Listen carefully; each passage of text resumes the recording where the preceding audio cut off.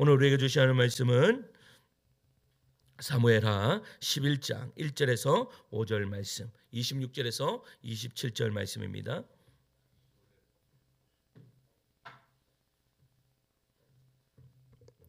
사무엘하 11장 1절에서 5절, 26절에서 27절 말씀 읽겠습니다. 제가 한 절 읽고 성도님들 한 절 읽고 교독 활동하겠습니다. 제가 먼저 읽습니다. 그 해가 돌아와 왕들이 출전할 때가 되매 다윗이 요압과 그들에게 있는 그의 부하들과 온 이스라엘 군대를 보내니 그들이 암몬 자손을 멸하고 랍바를 에워쌌고 다윗은 예루살렘에 그대로 있더라.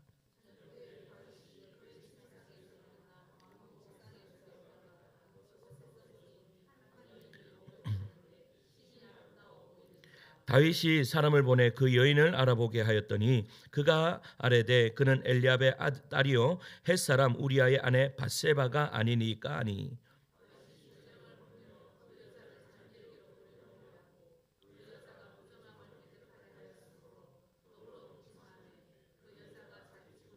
같이 있습니다. 그 여인이 임신함에 사람을 보내 다윗에게 말하여 이르되 내가 임신하였나이다 하니라. 아멘. 우리 26절 27절을 같이 읽을게요. 시작. 우리아의 아내는 그 남편 우리아가 죽었음을 듣고 그의 남편을 위하여 소리내어 우니라.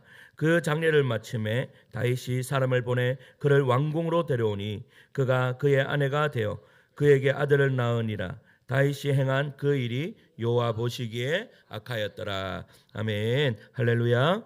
예수 사랑분만 아멘 하시겠습니다. 아멘. 우리 옆에 계신 분 인사하실까요? 한번 이렇게 인사하시겠습니다. 당신을 보니 살맛이 납니다. 이렇게 인사할까요? 당신을 보니 살맛이 납니다. 당신을 보니 살맛이 납니다. 어제 있었던 일입니다. 제가 이 지존도사님에게 이제 로스팅을 그 커피 볶는 것을 이제 전수해 주려고 이제 가르쳐 줬습니다. 그 로스팅 하는 게 어떻게 보면요 전문적인 기술이 필요한 것 같지만 또 뭐 자세히 또 알고 보면요 뭐 전문적인 기술이 필요한 것도 아닙니다. 기계가 다 합니다. 근데 여기서 전문적인 것이 필요한 것이 뭔가 하면 여러분 그 로스팅 기계에 커피를 넣고 이제 한 11분까지는 마음대로 그냥 돌아다녀도 됩니다. 뭐 하실 걸 하시라고. 뭐 11분까지는 괜찮다. 그래서 알람을 딱 맞춰놨습니다. 11분 되면 이제 알람이 울리도록 그렇게 맞춰놨어요. 그런데 여러분 보세요. 하지만 이 11분이 지나면 마지막 단계에는 그 로스팅 기계를요 뚫어져라 쳐다보고 있어야 됩니다. 왜 뚫어져라 쳐다보고 있어야 되는가 하면 그 색깔과 그리고 그 어느 정도의 그 색깔에 따라서 그리고 어느 정도의 이 빛깔에 따라서 맛이 천차만별이기 때문입니다.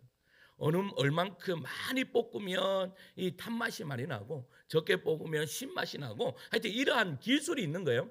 그래서 이제 제가 진선사님한테 이 11분 뒤에는 잘 보고 있고 그 색깔이 제가 처음 볶았는 걸 보여주면서 요 색깔이 되면 딱 꺼야 된다라고 이야기를 해줬습니다.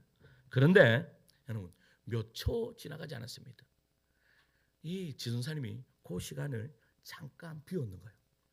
그런데 그 비운 시간이 단 30초도 안 됩니다. 잠깐 갔는데 여러분 그 커피가 어떻게 됐을까요? 자, 이거 한번 보세요. 한번 보세요. 사진 한번 띄워주세요. 커피가 이렇게 되었습니다. 그건 잘 모르겠죠. 가까이에 줌으로 당겼습니다. 줌 당기니까 어떻게 이렇게 되었습니다. 제가 이제 저의 기술에서는 뭐 보편적으로 스타벅스나 이런 곳은 이 정도로 태웁니다. 근데 저는 이 정도로 태우면 그냥 버려버립니다. 탄 것은 안 먹습니다. 근데 이 정도로 태워버렸는 거예요. 그럼 왜 태웠죠? 왜 태웠습니까? 자리를 비웠기 때문입니다. 자리를 비웠기 때문에.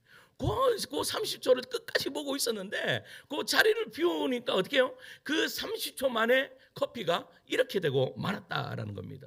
여러분 단지 이것이요 커피 이야기만이 아닙니다. 인생도 그렇고 신앙도 그렇습니다. 대부분의 문제는요 처음부터 일어나는 것이 아니죠. 대부분은 마지막에 중요한 순간에 잠깐 자리를 비운 사이에 생겨난다라는 겁니다. 오늘 본문에 나오는 다윗도 그렇습니다. 성경은요 이렇게 기록하고 있어요. 우리 1절 말씀 같이 읽을까요? 1절 말씀입니다. 시작. 그 해가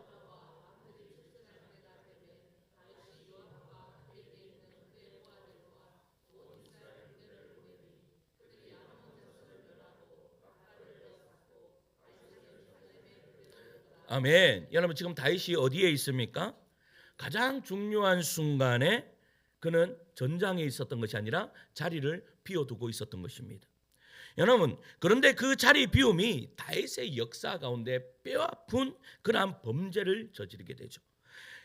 여러분, 그래서 오늘 본문이 우리에게 묻는 질문은 이것입니다. 얼마나 잘해왔느냐가 아니라 지금 어디에 서 있느냐라는 것입니다.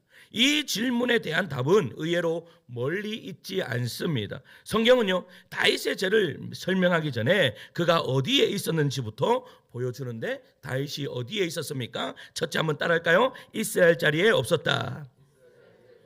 한 번만 더 따라합시다. 있어야 할 자리에 없었다. 여러분, 성경은 이 사건을 시작하면서 아주 의미심장한 표현을 합니다. 1절 상반절에 이렇게 이야기하죠. 같이 읽을까요? 앞에 맨 위에 줄만 읽을게요. 시작. 그 해가 돌아와 왕들이. 여러분, 이 말은 단순한 시간 설명이 아닙니다. 히브리적 사고에서 이 표현은요, 역할과 책임이 분명한 때를 의미하는 것입니다. 왕들이 무엇을 하는, 지금 왕들이 무엇을 하는 때이죠? 오늘 말씀 보면 출전해야 할 때이다라고 이야기를 해요. 그리고 여러분, 군대가 어디에 가야 합니까? 라고 했을 때 전선으로 가야 합니다. 왕은 어디에 있어야 합니까? 백성과 함께 긴장해야 됩니다. 여러분, 나라가 전쟁이 벌어집니다. 그러면 여러분, 백성들이 어떻게 하죠? 긴장을 합니다. 왕도 긴장을 해야 되는 거죠. 특히 고대 이스라엘 왕은요, 단순한 정치적인 그런 행정만 책임지는 그런 왕이 아닙니다. 전쟁이 일어나면 어떻게 하죠? 왕도 동일하게 그 자리에 나아가는 것이 일반적인 예였다라는 그런 사실입니다. 그래서 전쟁이 나면 왕이 가장 앞장서서 최소한 함께 현장에 있어야 하는 것입니다. 그런데 성경은 아주 담담하게 뭐라고 이야기하죠? 다윗이 지금 어디에 있습니까? 예루살렘 성전에 그대로 있더라라고 이야기하고 있어요. 그대로 있더라. 여러분 어떻습니까? 그 정도 그 결과 어땠을까요? 어떻게 했어요? 여러분 이 한 문장이 오늘 본문의 모든 비극을 예고하는 그런 것이에요. 중요한 것은 이것입니다. 다윗이 전쟁에 못 나간 것이 아닙니다. 병이 있었던 것도 아닙니다. 전쟁을 모를 정도로 무능한 것도 아닙니다. 그냥 단지 왜 나가지 않았어요? 그냥 나가지 않았던 거예요. 그리고 이 선택은 우발적인 사고가 아니라 의식적인 판단이었다라는 것이죠. 이번 전쟁은 요압이 충분히 할 수 있어. 전쟁은 이미 기울었고 라빠는 포위되어 있으니까 굳이 나까지 나갈 필요가 없어. 여러분, 이 말은, 이 판단은 어떻게 보면 현실적인 그런 판단일 수 있습니다. 인간적으로 보면 잘했다라고 그렇게 이야기할 수도 있습니다. 바로 여기서 문제가 시작되는 것이죠. 죄는 늘 합리적인 판단의 옷을 입고 다가온다라는 것입니다. 다윗은 어떤 사람입니까? 골리앗 앞에서요, 담대하게 골리앗을 물리친 사람이에요. 이스라엘 백성들이 전쟁에서 막 벌벌벌 떨고 있을 때 다윗은 만군의 여호와의 이름으로 담대히 나아갔던 그러한 인물입니다. 전쟁이 나면 늘 앞장섰던 그러한 인물이에요. 그런데 바로 그 영광스러운 과거가 이제는 어떻게 해요? 이렇게 속삭이는 거예요. 나는 할 만큼 했어. 이번 한 번쯤은 괜찮겠지. 지금까지 하나님이 다 도와주셨잖아. 그러니 내가 나간다고 괜찮아 라고 그렇게 이 다윗이 생각했다라는 겁니다. 여러분, 과거의 승리가 현재의 순종에 대신해 주지 않습니다. 우리는 신앙인들이요, 대부분 이런 말들을 자주 합니다.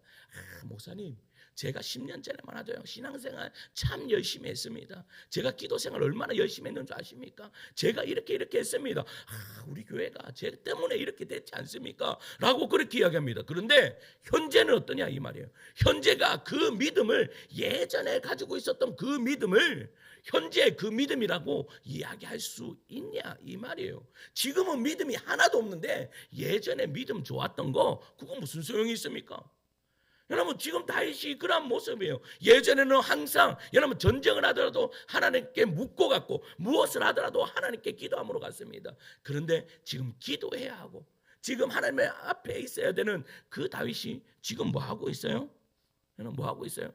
그냥 예루살렘 궁에 거하고 있어요. 그러면서 성경은요, 2절에 이렇게 이야기해요. 2절을 읽습니다. 2절이에요. 시작. 저녁 때에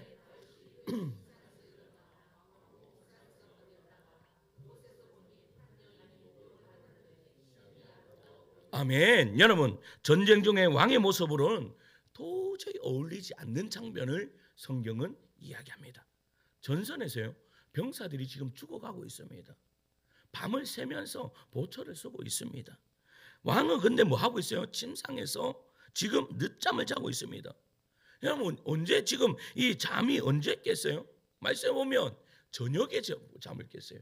여러분, 잠은 언제 깨는 거예요? 아침에 깨는 거예요. 그런데 저녁에 잠을 깼다라고 그렇게 이야기. 이거는 완전 긴장이 완전 풀려난 그러한 상태이고, 영적으로 보면 영적으로 완전히 어떻게 해요?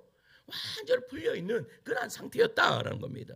전쟁터에 있을 때는 한순간도 방심할 수 없습니다. 늘 하나님과 묻고 경계하고 늘 깨어 있었습니다. 그런데 자리를 비우자 깨어있는 이유가 사라졌다라는 겁니다.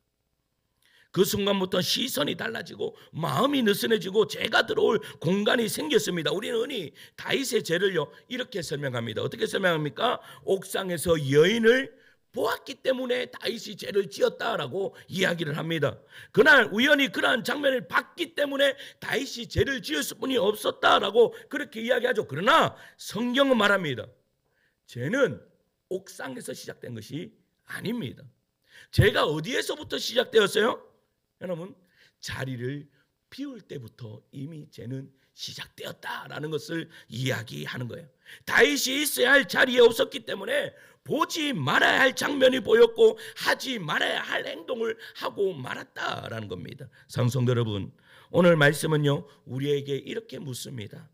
오늘 말씀은 여러분, 나는 지금 어디에 서 있는가? 하나님이 나를 세워두신 자리에 있는가? 아니면 이 정도면 괜찮다라는 이유로 슬그머니 물러나 있지는 않은가? 우리에게 하나님 지금 질문하고 있는 거예요. 여러분, 사람은 큰 죄를 결심해서 무너지지 않습니다. 작은 이탈 사명의 자리에서 한 발 물러남, 이번엔 괜찮겠지 하는 방심, 이것이 다윗을 무너뜨렸고 오늘날 우리도 무너뜨릴 수 있다라는 것입니다. 그래서 오늘 이 첫 번째로 붙잡아야 할 분명한 말씀이 있습니다. 무엇입니까? 있어야 할 자리에 있는가라는 것입니다. 내가 있어야 할 자리에 있는가? 내가 기도해야 되는 자리에 있는가? 내가 말씀을 들어야 할 자리에 있는가? 지금 그 자리에 있는가 하는 것을 우리에게 묻고 있는 거예요. 여러분, 제가 예전에 우리 중고등부 아이들 데리고요 말씀 읽기를 했습니다. 근데요 맨날 PC방 가던 애가 있어요. 얘는 뭐 학교 마치면 PC방. 근데 제가 약속을 했어요. 성경 읽으면 내가 피자를 쏘겠다라고 그렇게 이야기했습니다. 제가 우리 주일학교도 10명 넘으면 피자하고 내가 피자 쏜다니까. 저는 피자 싫어요. 치킨 좋아요. 그 치킨 피자 다 쏜다라고 그렇게 이야기를 했는데, 그때 그래 성경을 일주일 동안 딱 읽고 오면 내가 피자 쏠게라고 이야기했습니다. 근데 얘가 정말로 일주일 내도록 성경을 읽고 왔는 거예요. 근데 얘가 뭐라고 고백하는 줄 아세요? 이렇게 고백해요. 목사님, 성경을 읽으니까 내가 PC방을 안 갔습니다 라고, 죄를 안 지었다라고 이야기하는 거예요. 무슨 말이에요? 하나님은요 언제나 우리가 있어야 할 그 자리에 있어라고 이야기합니다. 우리가 왜 하나님 품 안에 있지 않죠? 그것은 우리가 있어야 할 자리를 자꾸 벗어나기 때문입니다. 오늘도 여러분들의 삶을 한번 딱 살펴보시면서 내가 있어야 할 자리에 있는가? 여러분 스스로 질문해보는 여러분들 되시기를 축원합니다. 두 번째, 다윗은 어디에 있었습니까? 둘째 따라할까요? 죄의 자리에 머물러 있었다. 다윗이 어디에 있었다고요?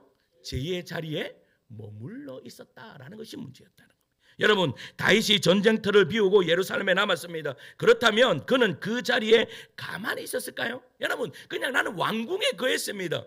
왕궁에 거하면서 그가 해야 할 일을 아침에 일어나서 정문을 보고 뭐 이런 것들을 그냥 거기에서 자기의 할 일만 딱 하고 가만히 있었냐 이 말이에요. 그것이 아니죠. 여러분, 성경은 다윗의 하루를 아주 솔직하게 보여줘요. 2절 말씀을 다시 읽을게요. 2절이에요. 시작. 저녁 때에 다윗이 그의 침상에 일어나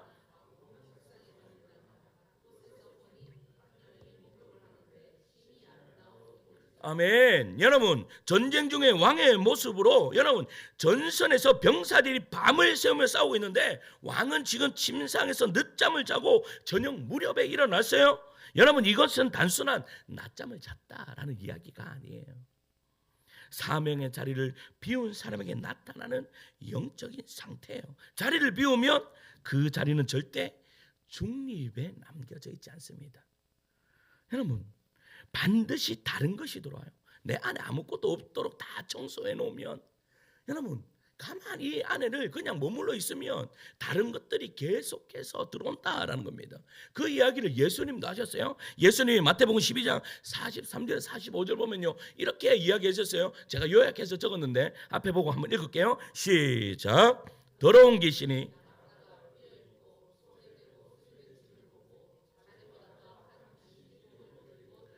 아멘. 여러분, 뭐라고 이야기하고 있어요? 소재되고 청소되는, 내 마음이 빈 마음이었을 때 뭐가 들어왔어요? 여러분, 7 귀신이 들어왔다라고 그렇게 이야기하고 있는 거예요. 이 다윗도 마찬가지예요. 비어있는 상태는 여러분 절대 편안한 상태가 아니에요. 가장 위험한 상태예요. 다윗에게 일어난 아주 자연스러운 변화, 다윗은 갑자기 죄를 결심한 것이 아니에요. 본문을 보면 죄로 가는 과정이 너무나 일상적이라서 더 무서운 거예요. 죄는 언제나 일상적인 것에서 시작한다라는 것이죠.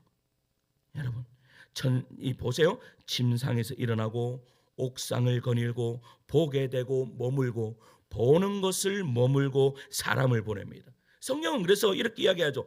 그 여인이 심히 아름다워 보이는지라. 여러분, 이 말이 중요합니다. 성경은요, 다윗이 여인을 보았다라고만 말하지 않아요. 그냥 여인을 봤다, 그 옥상을 거니면서 여인을 봤다라고만 이야기하지 않고 뭐라고 이야기해요? 심히 아름다워 보였더라 라고 그렇게 이야기하는 거예요. 여러분, 이것을 어떻게 설명할 수 있는가 하면, 제가 예전에 코미디 프로를 본 적이 있습니다. 이 남자친구하고 여자친구하고 둘이 막 이렇게 걸어가요. 걸어가는데 앞에 자기 여자친구보다 조금 더 예쁜 이 여자가 탁 지나가는 거예요. 그러니까 그것을 보고 여자친구가 남자친구한테 그냥 지나가는 말로 이렇게 이야기하는 거죠. 저 여자 참 옷이 예쁘네 라고 그렇게 이야기를 했어요. 그랬더니 여기까지는 괜찮아요.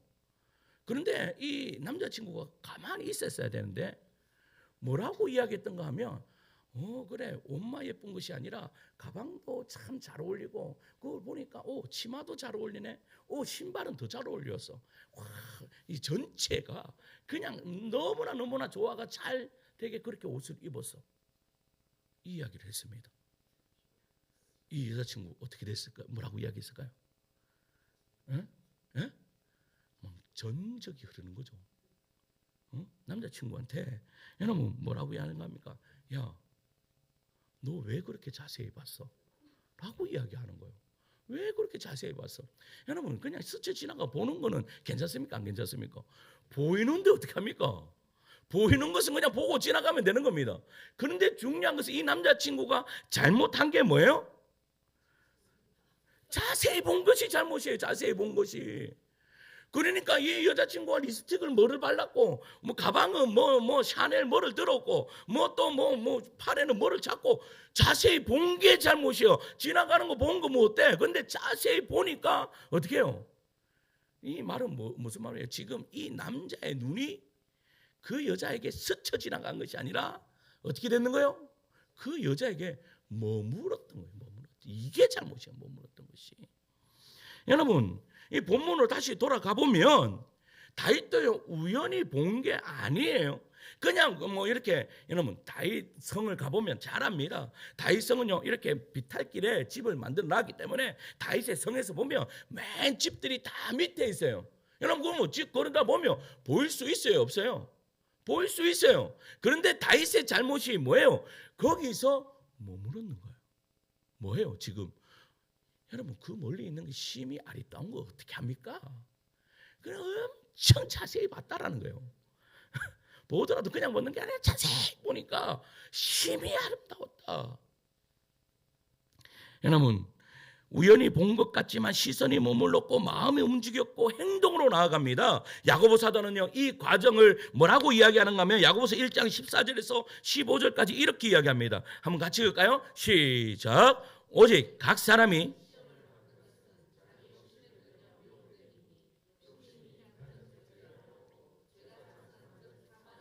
아멘. 여러분 보세요. 자기 욕심에 끌려 미혹됨이니 욕심이 잉태한 즉 죄를 낳고 죄가 장성한 즉 사망을 낳느니라.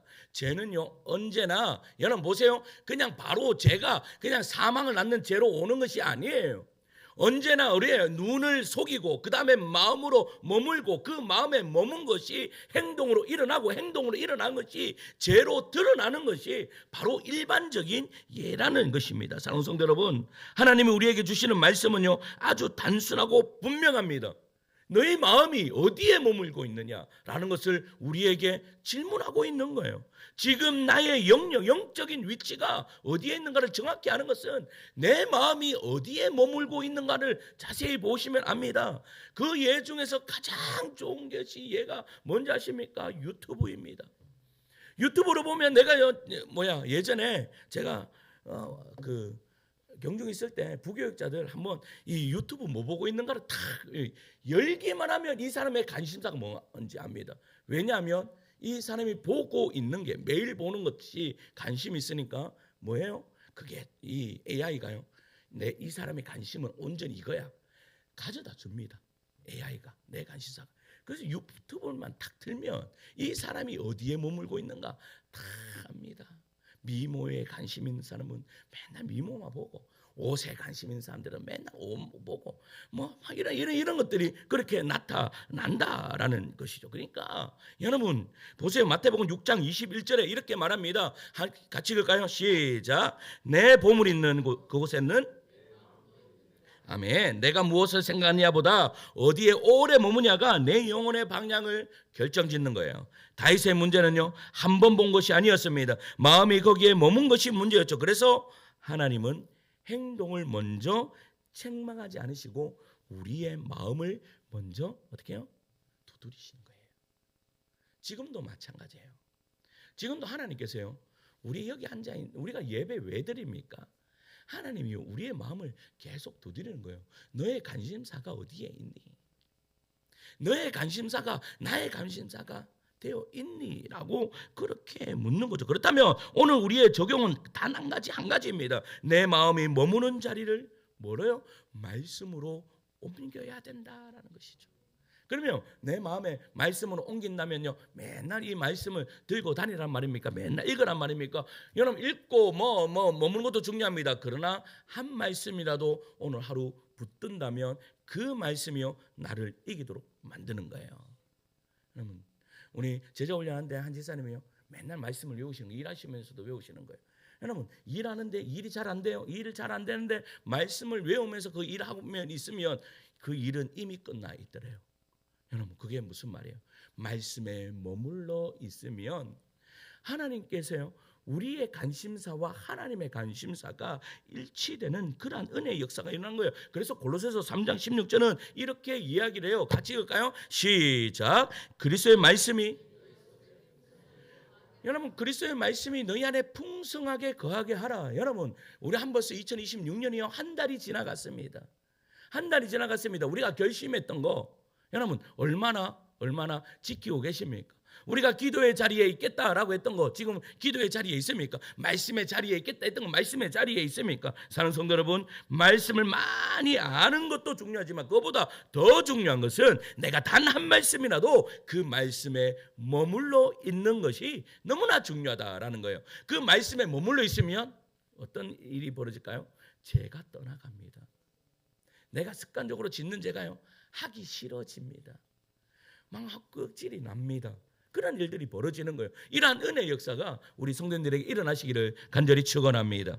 마지막 셋째는 한번 따라할까요? 들켰느냐 안 들켰느냐. 하나님은 결과보다 과정을 보신다. 여러분 이 사건의 마지막 장면만 놓고 보면요 이렇게 정리할 수 있습니다.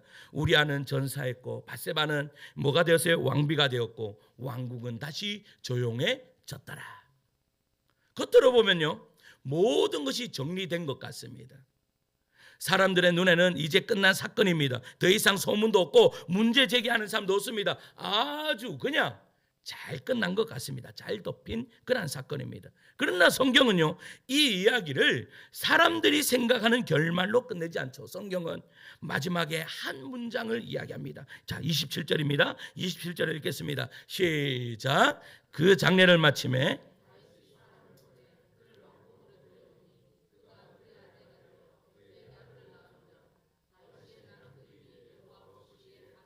아멘. 여러분, 이 문장이 왜 중요합니까? 성경은요, 사건을 정리를 말하지 않고 하나님의 시선을 말합니다. 사람은 이렇게 말합니다. 끝났네. 안 들켰네. 조용히 넘어갔잖아. 여러분, 우리도 마찬가지입니다. 우리도 죄를 짓고 나면 죄를 짓는데 안 들켰어. 끝났네. 괜찮네. 이렇게 생각할 때가 있습니다. 여러분, 학교 다닐 때 컨닝을 해보신 적 있습니까? 여기 고개를 끄덕이면 안 됩니다. 그냥 마음으로 대답하시면 됩니다. 제가 어제 우리 집사람한테 이제 설교를 한번 이렇게 쭉 읽어주면서 이 부분에 컨닝을 하신 기억이 있습니까? 하니까 우리 집사람이 마음이 찔립니다. 여러분, 시험을 보다가 옆 친구 답안을 살짝 봤어요. 그런데 앞에 있는 선생님이 못 봤어요. 잘 넘어갔구나. 잘 넘어갔구나. 여러분, 시험이 끝난 뒤 마음속에 이런 생각이 듭니다. 안 들켰구나. 다행이네. 문제없네. 그런데 여러분, 그 시험이 정말 아무 문제가 없는 거예요. 점수는 나왔을지 몰라도 그 사람의 정직함은 이미 무너졌다라는 겁니다. 선생님이 몰랐다고 해서 그 행동이 옳은 것은 아닙니다. 안 들켰을 뿐이지 괜찮았던 것은 아닙니다. 여러분, 그 신대원 가면요, 시험 들 때가 있습니다. 목사님들은 컨닝 안 해야 되잖아요. 목사 될 사람들은 컨닝 안 해야 되는데 제가 가장 먼저 시험에 들었던 것이 신대원 가서 목사님들도 가슴에 쫄림이 일어나니까 보더라라는 거. 그래서 참 시험에 어떻게 우리 안에만 그런 마음이 드는 거예요. 그런데 보세요. 들켰느냐 안 들켰느냐가 중요한 것이 아니에요. 여러분, 다윗의 사건이 정확히 이렇게 이야기합니다. 사람들의 눈에는 다윗은 들키지 않았습니다. 문제없이 정리된 것처럼 보입니다. 그러나 하나님은 다르게 보시죠. 하나님은 다윗의 죄를 간음이나 살인이라는 결과 하나로 정리하지 않아요. 여러분, 성경은 그 과정 전체를 기록합니다. 너는 전쟁터를 비운 선택을 했고 긴장을 내려놓는 일상을 살았고 시선이 머문 순간을 살았으며 사람을 보내어 알아보게 한 행동, 죄를 덮기 위해 더 큰 죄를 선택한 결정. 여러분, 하나님은 그 하나하나 한순간순간을 다 보고 계셨다라는 것이죠.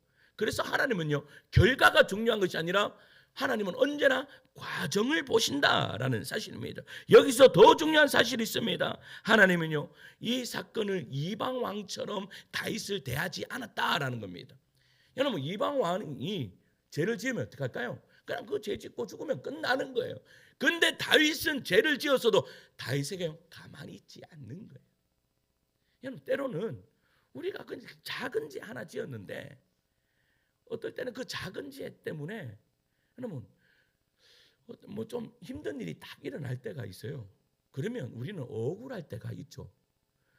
다른 사람들은 저렇게 죄를 많이 짓는데도 아무 일도 일어나지 않는데 나는 왜 이 작은 일을 했을 뿐인데 왜 나한테 이런 일이 오죠? 라는 그러한 마음이, 억울한 마음이 들 때가 있습니다. 학교 다녀도 마찬가지입니다. 어떤 아이들이 여러분 선생님한테 내듭니까? 억울한 아이들이 선생님한테 내듭니다. 여러분, 억울하지 않고 내가 죄를 지었다라고 생각하는 아이들은 선생님이 뭐라 하면 그냥 뭐라 하는 대로 그냥 맞고 있습니다. 그런데 어떤 아이들이 선생님한테 대들어요? 억울한 아이들이에요. 억울한 아이들. 근데 우리들도요, 억울할 때가 있습니다. 하나님 앞에 억울할 때가 있다고요. 하나님, 내가 굳이 그 정도 뿐이 안 했는데 왜 나에게 이런 어려움이 옵니까? 라고 억울할 때가 있습니다. 그런데 여러분, 다윗은 왜 다윗의 삶에 여러분 하나님께서 이렇게 분명하게 책망하세요? 이유가 뭐예요? 다윗은요, 하나님의 사람이었기 때문입니다. 할렐루야. 하나님의 사람이었기 때문에 하나님을 그냥 그 사람을 그냥 두지 않으시는 거예요. 하나님이 그 사람을 꽉 붙들기 위해서 다윗을 어떻게 해요? 분명하게 책망하고 있다. 있다라는 것이죠. 그래서 나단 선지자를 보내요. 이렇게 책망합니다. 사무엘하 12장 9절입니다. 12장 9절을 읽을까요? 시작. 그러한데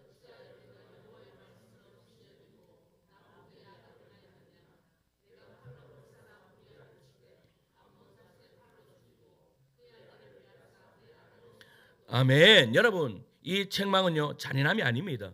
기대가 있기 때문에 이렇게 말씀하시는 거예요. 하나님은 세상이 망가지는 것보다 여러분 하나님의 한 사람, 하나님의 사람이 무너지는 것을 더 보지 못하시는 거예요. 여러분, 세상은 무너질 수도 있습니다. 그러나 여러분, 세상이 무너졌다 하더라도 하나님의 사람들이 남겨져 있으면 하나님은 하나님의 일을 하십니다. 그래서 이스라엘 백성들에게 하나님이 계속해서 말씀하시는 것이 뭔지 아세요? 이스라엘은 망할 수 있다. 그러나 바알에게 무릎 꿇지 않는 7천의 용사를 남겨놓겠다. 할렐루야. 그 7천의 용사로 하나님의 나라를 다시 만들겠다라고 말씀하시는 분이 우리 하나님이에요. 그래서 우리 하나님 지금도 우리에게 말씀하시는 것이 무엇인가 하면 너희들이 무너지는 것은 나는 도저히 볼 수 없다라고 말씀하시는 거예요. 너희들이 하나님을 떠나는 것을 내가 도저히 볼 수 없다라고 말씀하시면서 어떻게 하시는 거예요? 우리가 돌아올 수뿐이 없도록 하나님께서 우리에게 여러분 어려움을 주는 거예요. 그런데 중요한 것은 하나님 아버지의 마음을 좀 보시기 바랍니다. 우리에게 자녀가 있어요. 우리에게 자녀가 있는데 그 자녀가 잘못된 길을 가고 있어요. 그러면 그 잘못된 길을 가고 있는 그 아이에게 여러분 그 아이를 엉덩이를 때리면서 해초리를 떼면서도 부모가요 마음이 편안해요. 여러분 부모가 자녀를 때리면서 웃으면서 때리고 아이고 잘 꼬시다 하라면서 여러분 그렇게 때리는 부모가 있습니까 없습니까? 그런데 하물며 우리 하나님께서 여러분 자기 독생자 하나뿐이 없는 그 아들을 우리에게 보내주시면서까지 우리를 사랑하신다고 하셨는데 그 하나님 아버지가 우리가 고통받는 거 보시면 여러분 그 아버지의 마음이 어떠하실까요? 우리의 육신의 아버지보다 하나님의 아버지의 마음은요 더 넓으신 분이에요. 더 사랑이신 거예요. 하나님의 다른 이름이 뭐예요? 하나님은 사랑이시라. 근데 그 아버지께서요 우리의 고통을, 우리의 아픔을 어떨 때는 우리의 육신의 아픔이 있을 때 있어요. 그런데 중요한 것은 나는 육신의 아픔이 있는데 하나님은요 우리의 육신의 아픔을 보는 그 하나님의 아버지는 더 찢어지는 거예요. 우리 소은이가요 지난주에 우리 금요 기도회 드리는데 거기서 쿵 넘어지는 거 여기서도 소리가 들리더라고. 이마가 여기가 이만큼 째졌어요. 1.6cm가 째졌습니다.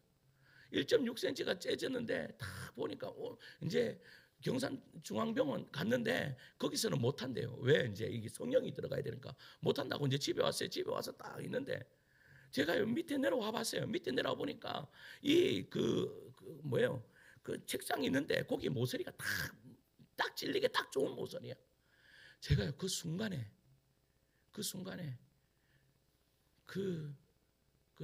장을요 부술 뻔 봤습니다. 와, 내가 이 장을 부스북각하면서 막 부스북각이가 성질이 나가지고 부스북각 이러세요. 근데요 보세요, 여러분 내 육신의 자녀도 그렇게 아프면 그런데 하나님 아버지가요 내가 아프잖아요. 근데 나는요 아버지의 마음을 잘 모를 때가 너무나 많아요. 아버지의 마음을 그러니까 지금 다윗도 마찬가지예요. 다윗이 이러한 잘못을 저지르고 이렇게 아파하고 이런 죄를 지었으니까 하나님 아버지는 이 다윗이 떠날까봐 조마조마한 거예요. 이 자녀가 떠날까봐 조마조마한 거예요. 그러니까 하나님께서 나단 선지자를 보내서 이렇게 이야기할 수뿐이 없는 거예요. 너는 어떻게 너는 내가 보니까 너는 악한 일을 행하였다라고 이야기했을 뿐이 없어요. 그런데 보세요, 다윗의 또 다른 이름이 뭡니까? 다윗은 하나님의 마음이 합한 사람이다라고 하나님께서 칭해 주셨던 그러한 사람입니다. 그런데 그러한 자녀에게 하나님이 이야기하시는 것이 뭡니까? 너는 여호와 보기에 악을 행하였다라고 말씀하시는 거예요. 근데 그 말을 하는 것이 얼마나 하나님에게는 고통이고 아픔이겠습니까? 사랑하는 성도 여러분, 오늘 본문은요 너도 다윗처럼 큰 죄를 지을 수 있다라는 그런 협박이 아닙니다. 여러분 질문합니다. 너는 지금 어디에 있는가? 하나님이요 우리에게 계속해서 던지는 질문이 너는 가정에서 있어야 할 자리에 있느냐?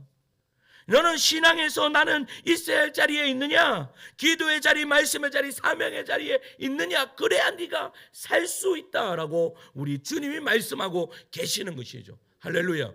다윗이 살 수 있는 비결은요, 다윗이 만약에 여러분 그런 많은 첩첩들을 거느리고 그렇게 살아갔다면 어떻게 되는 줄 아십니까? 다윗도 솔로몬과 별반 다르지 않는 그러한 인생을 살 수뿐이 없었을 것입니다. 사랑하는 성도 여러분, 우리의 마음속에 이런 마음이 들진 않습니까? 이 정도면 됐지, 이번에만 안 들켰으면 됐지, 다들 이렇게 하잖아. 여러분, 그 생각이 바로 다윗을 예루살렘에 머물게 한 생각이었다라는 겁니다. 한 문장으로 정리해 이 문장을 이렇게 이야기할 수 있습니다. 신앙은 안 들켰느냐의 문제가 아니라 하나님 앞에서 바른가의 문제이다. 이 말씀이 오늘 우리의 기준을 다시 하나님께로 돌리는 그러한 은혜의 역사가 이루어지기를 간절히 소망합니다. 말씀을 맺겠습니다. 사랑하는 성도 여러분, 성경은요 그래도 감사한 소식을 우리에게 전해요. 이 이야기는 다윗의 실패에서 끝나지 않습니다. 다윗의 범죄로 끝나지 않습니다. 하나님은 다윗을 버리지 않으셨죠. 하나님은요 조용히 넘어가시지 않으셨고, 그리고 영원히 외면하지도 않으셨습니다. 하나님은 나단 선지자를 보내셔서 다윗을 다시 부르십니다. 그리고 다윗은 무너진 자리에서 변명하지 않고 핑계하지 않고 다시 하나님 앞에 엎드립니다. 그 말씀이 시편 51편 10절 말씀입니다. 같이 읽을까요? 시작. 하나님이여, 아멘. 여러분, 이 고백이 우리 성도님들의 고백되시기를 간절히 축원합니다. 여러분, 시편 51편은 죄를 짓지 않는 사람이 쓴 시가 아니라 죄를 지어도 돌아온 사람의 지었던 시입니다. 우리 죄 지을 수 있습니다. 우리도 넘어질 수 있습니다. 그러나 중요한 것은요, 돌아가면 되는 것입니다. 하나님께 돌아가면 되는 것입니다. 하나님이 우리에게 말씀하세요. 기도의 자리를 떠나느냐? 다시 돌아와라. 말씀 앞에서 자리를 비웠다면 다시 앉으면 된다. 사명의 자리에서 물러나 있었다면 다시 한 발을 내디디면 된다라고 말씀하시는 거예요. 하나님은요 우리가 완벽하기를 원하시는 분이 아니라 언제나 하나님은 아들아 딸아 그러나 돌아와라. 힘드냐? 돌아와라 라고 말씀하시는 것이죠. 사랑하는 성도 여러분, 오늘 이 예배가 끝날 때 마음으로 이렇게 고백하시면서 돌아가시면 좋겠습니다. 주님, 제가 다시 돌아가겠습니다. 한번 따라할까요? 주님, 제가 다시 돌아가겠습니다. 그러면 하나님은 언제나 아들아 딸아 잘 돌아왔다 라고 우리를 안아주시는 그 하나님이실 줄 믿습니다.